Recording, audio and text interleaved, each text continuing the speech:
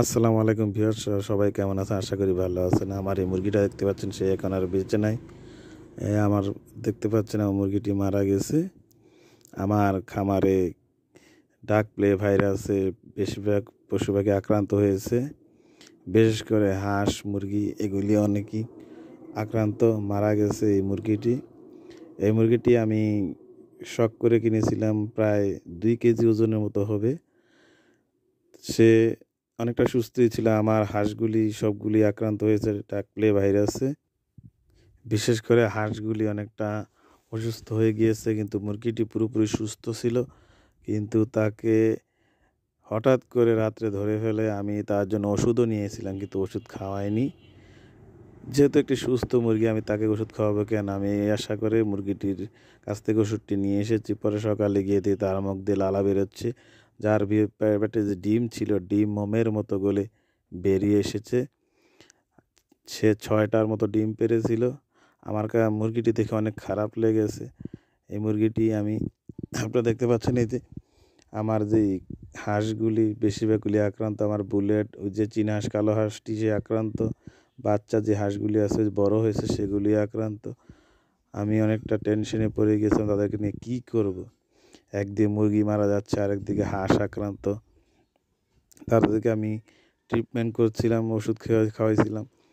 তারপরও কিছু সুস্থতার কোনো নামই নিচ্ছিল না। দেখতে পাচ্ছেন আমার বাড়ির বড় হাঁসটি, সেও আক্রান্ত।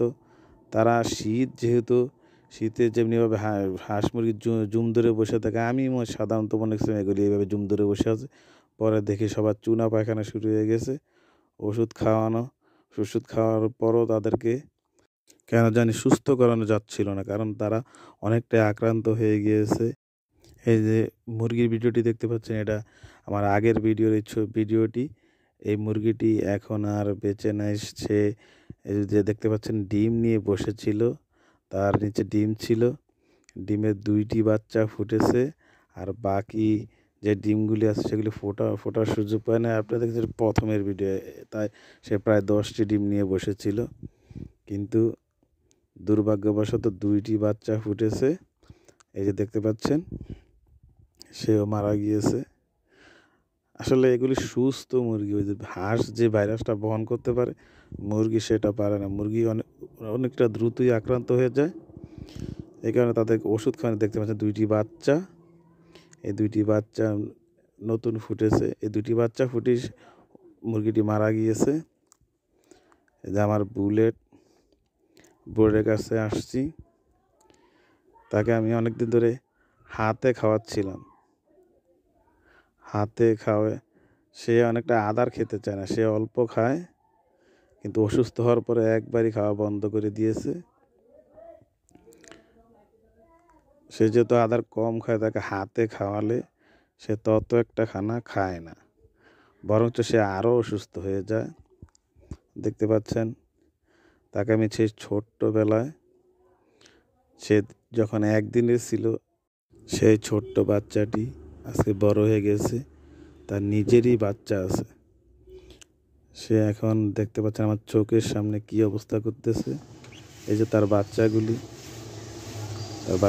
আমি ইয়েতে রেখেছি, আলাদাভাবে সরিয়ে রেখেছি। তাকে আমি সেই ছোট্টবেলায় কিনেছিলাম।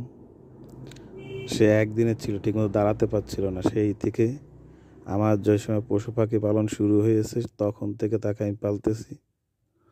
তাকে আমি প্রথম পালা শুরু করি। সে বাসাতে আমার পিছনে ঘোরাঘুরি করত। সে আমার কথা শুনে সে আমার কাছে এসে দাঁড়িয়ে থাকতো। সে হাঁসটি আজ আমার সামনে পৃথিবীতে চলে যাচ্ছে, কিন্তু ওষুধ খাইয়ে কিছু করে। দেখতে পাচ্ছেন বুলেট, সে আমার অনেকটা শিকারী। এই যে চলে গেছে দুনিয়া ছেড়ে, তার জন্য অনেক খারাপ লাগতেছে। বাড়ির যে হাঁসগুলি, এই যে পুরুষ হাঁসটি আমি হাট থেকে কিনেছি, তাই সে অবস্থা খারাপ দেখে তাকে আমি জবাই করে দিয়েছি। বুলেটকে আমি জবাই করতে পারিনি, কারণ তাকে আমি হাতে ধরে পেলে পুষে বড় করেছি। তার ছোট ছোট 4টি বাচ্চা। এই হাঁসগুলিকে আমার দেখতে পাচ্ছেন, এদেরকে আমি ডাক প্লে থেকে রক্ষা করতে সক্ষম হয়েছি। এখানে যে পুরুষ হাঁসটি দেখতে পাচ্ছেন, বাচ্চা পুরুষ হাঁসটি, তাকে আমি প্রতিদিন হাতে খাওয়াতাম। হাতে খাওয়াতে ওষুধ খাওয়াতাম, তারপর সে আস্তে আস্তে ডেভেলপ হয়। এখন সে পুরোপুরি সুস্থ, যদিও অনেকটা দুর্বল। এখন তারা মোটামুটি অনেকটাই সুস্থ। আপনারা দোয়া করবেন। যে 3টি ওষুধের সংমিশ্রণে আমি তাদেরকে সুস্থ করতে সক্ষম হয়েছি, যদিও অনেকটা চেষ্টা ছিল আমার। দেখতে পাচ্ছেন লাইসোবিট দিয়ে রোগ প্রতিরোধ ক্ষমতা বাড়িয়েছি। তারপরে এই ওষুধটির মাধ্যমে চুনা পায়খানা বন্ধ করতে পেরেছি। এই যে ওষুধটি চুনা পায়খানা বন্ধ করেছে।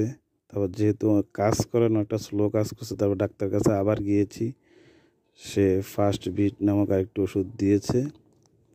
এই 3টি ওষুধের মাধ্যমে আমি তাদের রোগ অনেকটা প্রতিরোধ করতে সক্ষম হয়েছি। দেখতে পাচ্ছেন আপনার খামারে অসুখ হলে এগুলি দিয়ে প্রতিরোধ করবেন। আজকের মতো এতটুকুই। সুস্থ থাকবেন, ভালো থাকবেন। আল্লাহ হাফিজ। আর আমার চ্যানেলটি সাবস্ক্রাইব করে দিবেন।